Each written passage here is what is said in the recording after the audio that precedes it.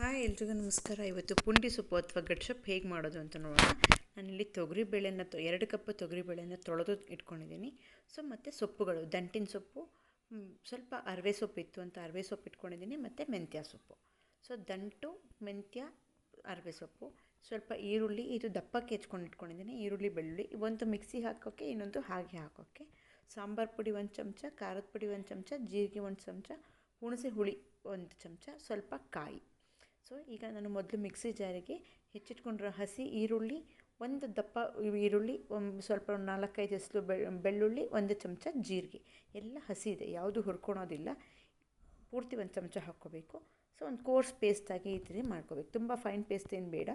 Course paste ಮಾಡ್ಕೊಂಡು ಕುಕ್ಕರ್ಗೆ ಸ್ವಲ್ಪ ಬಿಸಿನೀರು ನೀರು ಕಾಯಕ್ಕೆ ಇಟ್ಬಿಟ್ಟು ಬೇಳೆ, ನೀವೇನು ತೊಳೆದಿಟ್ಕೊಂಡಿರೋಂಥ ಬೇಳೆ, ಒಂದು ಚಿಟಿಕೆ ಅರಿಶಿನ ಹಾಕ್ಕೊಂಡು ಈ ಹೆಚ್ಚಿಟ್ಕೊಂಡಿರುವಂಥ ಎಲ್ಲ ಸೊಪ್ಪುಗಳನ್ನ ನಾನು ಹಾಕ್ಕೊಂಡಿದ್ದೀನಿ. ಅರವೆ ಸೊಪ್ಪನ್ನ ನಾನು ಸ್ವಲ್ಪ ತೊಗೊಂಡಿದ್ದೀನಿ. ಇಲ್ಲಿ ಕಡ್ಡಿ, ಸೊಪ್ಪಿನ ಕಡ್ಡಿ, ಎಳೆ ಕಡ್ಡಿ ಇರೋದ್ರಿಂದ ಕಡ್ಡಿನೂ ಕೂಡ ನಾನು ಹೆಚ್ಚಿಟ್ಕೊಂಡಿದ್ದೆ.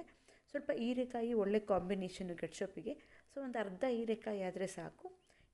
ದಪ್ಪಗೆ ಹೆಚ್ಚಿಟ್ಕೊಂಡಿರುವಂಥ ಈರುಳ್ಳಿ ಮತ್ತು ಬೆಳ್ಳುಳ್ಳಿ, ಎಲ್ಲ ಒಂದ್ರ ಮೇಲೆ ಬೇಳೆ ಮೇಲೆ ಸೊಪ್ಪು, ಸೊಪ್ಪಿನ ಮೇಲೆ ಈರುಳ್ಳಿ, ಬೆಳ್ಳುಳ್ಳಿ ಮತ್ತು ರುಬ್ಕೊಂಡಿರುವಂಥ ಈರುಳ್ಳಿ, ಬೆಳ್ಳುಳ್ಳಿ, ಜೀರಿಗೆ ಪೇಸ್ಟ್ನ ನಾನಿಲ್ಲಿ ಹಾಕ್ಕೋತಾ ಇದ್ದೀನಿ. ಯಾವುದೂ ಕೈ ಆಡಬಾರ್ದು, ಒಂದ್ರ ಮೇಲೊಂದು ಹಾಕ್ಕೊಳ್ತಾ ಹೋಗಬೇಕು. ಈಗ ನಾನು 1 ಚಮಚ ಸಾಂಬಾರು ಪುಡಿ, 1 ಚಮಚ ಖಾರದ ಪುಡಿ,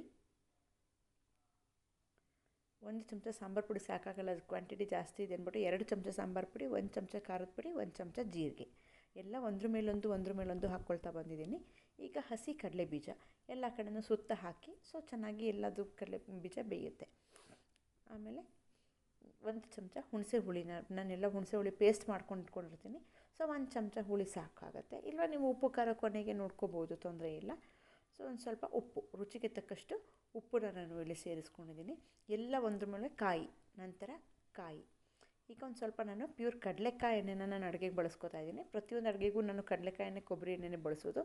ಒಂದ್ರ ಮೇಲೊಂದು ಈ ರೀತಿ ಹಾಕ್ಬಿಟ್ಟು ಮುಚ್ಚಿಬಿಟ್ಟು 2 ವಿಷಲ್ ನಾವು ಕೂಗಿಸ್ಬೇಕಾಗತ್ತೆ. ಎಲ್ಲ ರೀತಿ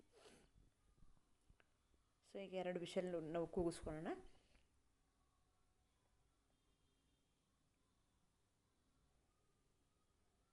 ಇದು ರೊಟ್ಟಿಗೆ, ಚಪಾತಿಗೆ, ಅನ್ನಕ್ಕೂ ಕೂಡ ಒಂದು ಒಳ್ಳೆ ಕಾಂಬಿನೇಷನ್ ಆಗುತ್ತೆ. ಇದು ಸೊಪ್ಪು ಪ್ರೋಟೀನ್ ರಿಚ್ ಆಗಿರುತ್ತೆ. ಸೊಪ್ಪು ತಿನ್ನಿ ಅಂತ ಹೇಳ್ತಾರೆ. ನೀವು ಬಾಕ್ಸ್ಗಳಿಗೆ ಮಕ್ಕಳಿಗೆ ಹಾಕ್ಬೋದು. ನೋಡಿ, ಈ ರೀತಿ ಸೊಪ್ಪು, ಬೇಳೆ ಎಲ್ಲ ಹದವಾಗಿ ಚೆನ್ನಾಗಿ ಬೆಂದಿದೆ. ಎಲ್ಲ ತುಂಬ ನೀರು ಹಾಕ್ಬಾರ್ದು, ಏಕೆಂದರೆ ಸೊಪ್ಪೆಲ್ಲ ನೀರಿನ ಅಂಶ ಇರೋದ್ರಿಂದ ಆದಷ್ಟು ಬೇಳೆ ಮುಳುಗುವಷ್ಟೇ ಸೊಪ್ಪು ಹಾಕಬೇಕು ನೀವು. ಆವಾಗ ಚೆನ್ನಾಗಿ ಅನಿಸುತ್ತೆ. ತುಂಬ ನೀರು ಹಾಕ್ಬಿಟ್ರೆ ಒಂಥರ ಸಾಂಬಾರಾದಂಗೆ ಆಗಿಬಿಡುತ್ತೆ. ಆದಷ್ಟು ಗಟ್ಸೊಪ್ಪಿಗೆ ಸ್ವಲ್ಪ ಪ್ರಮಾಣದಲ್ಲಿ ನೀರಿರಬೇಕು. ಬೇಳೆ ಬೇಯುವಷ್ಟು ನೀರು ಹಾಕಿದ್ರೆ ಸಾಕಾಗತ್ತೆ ನಿಮಗೆ. ಎಲ್ಲನೂ ನೀವು ಚೆನ್ನಾಗಿ ಸೌಟಲ್ಲಿ ಅಥವಾ ಮರದ ಇದರಲ್ಲಿ ಗುಂಡಿಗೆಲಿ ಮಸ್ಕೋಬೋದು. ಚೆನ್ನಾಗಿ ನೀವು ಮಿಕ್ಸ್ ಮಾಡ್ಕೋಬೇಕಾಗತ್ತೆ. ಎಲ್ಲನೂ ಸ್ಮ್ಯಾಶ್ ಮಾಡಬೇಕು. ಬೇಳೆ, ಸೊಪ್ಪು ಎಲ್ಲ ಹೊಂದೋ ಹಾಗೆ, ಖಾರ ಎಲ್ಲ ಒಂದ್ರ ಮೇಲೊಂದು ಹಾಕಿರ್ತೀವಲ್ಲ, ಹಾಗಾಗಿ ಎಲ್ಲ ಚೆನ್ನಾಗಿ ನೀವು ಮಿಕ್ಸ್ ಮಾಡಿಕೊಂಡು ಚೆನ್ನಾಗಿ ಒಂದು 5 ನಿಮಿಷ ನೀವು ಕುದಿಸ್ಬೇಕು. ನೋಡಿ, ತುಂಬ ನೀರು ಇಲ್ಲ, ತುಂಬ ಗಟ್ಟಿನೂ ಇಲ್ಲ, ಎಲ್ಲ ಚೆನ್ನಾಗಿ ಅದು ಒಂದು ಕುದಿ ಬರೋವರೆಗೂ ಕುದಿಸ್ಕೋಬೇಕು. ಈಗ ಬಿಸಿ ಬಿಸಿಯಾದ ಗಟ್ಸೊಪ್ಪು ರೊಟ್ಟಿ, ಚಪಾತಿ, ಅನ್ನಕ್ಕೆ ಒಳ್ಳೆ ಕಾಂಬಿನೇಷನ್. ನೀವು ಬೆಳಗ್ಗೆ ಬಾಕ್ಸಿಗೆ ಹಾಕ್ಬಿಟ್ರೆ ಒಂದೊತ್ತು ಚಪಾತಿ, ಒಂದೊತ್ತು ಬಿಸಿ ಅನ್ನ, ತುಪ್ಪ, ಪಪ್ಪು ಥರ, ಆಂಧ್ರ ಪಪ್ಪು ಥರ ಸಿಗುತ್ತೆ. ನೀವು ಟ್ರೈ ಮಾಡಿ ಕಮೆಂಟ್ಸಲ್ಲಿ ಹೇಳಿ. Thank you.